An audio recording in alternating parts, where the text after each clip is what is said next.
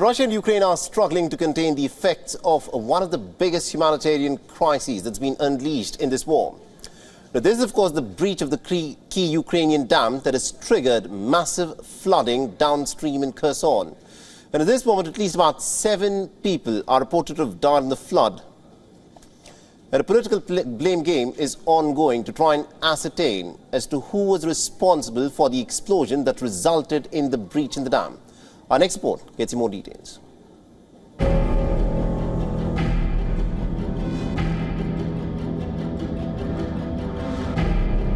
A warfare strategy, a humanitarian disaster, an ecological catastrophe.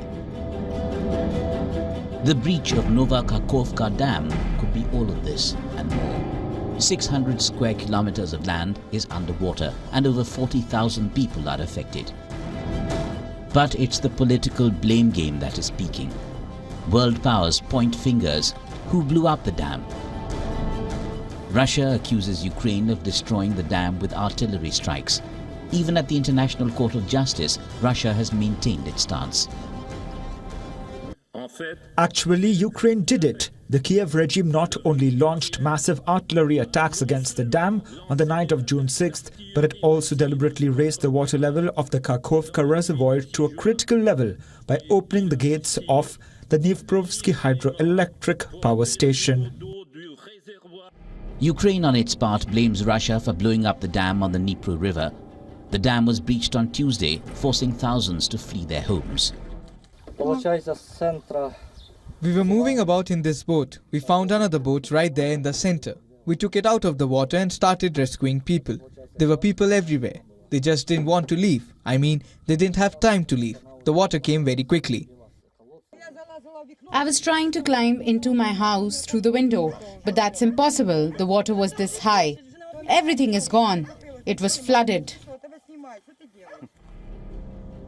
Dozens of villages and parts of the regional capital Kherson have been flooded. The river divides the territories currently held by Ukraine and Russia. Rescue operations are underway on both sides. The warring sides have even accused each other of shelling the flooded regions, disrupting evacuation efforts. Russia says Ukrainian shelling killed 2 evacuees in the flood zone. Officials say over 2,600 houses were flooded in the Ukrainian-controlled area. Russian officials say out of the total area affected by the deluge, nearly 70% is in Russian-controlled territory. The Kakhovka Dam also provided cooling water for Europe's largest nuclear plant, Zaporizhzhia, which is under Russian control. The UN nuclear watchdog IAEA says there's no short-term risk to the plant. The dam's reservoir level has fallen by a meter in the last day as water gushes out. Thousands of fish have died as a result. Looking downstream, there are fears that thousands of hectares of cultivable land would be rendered infertile for years to come due to the flood. The ecological imbalance triggered by the flood could also take years to restore. Bureau Report, WION World is One.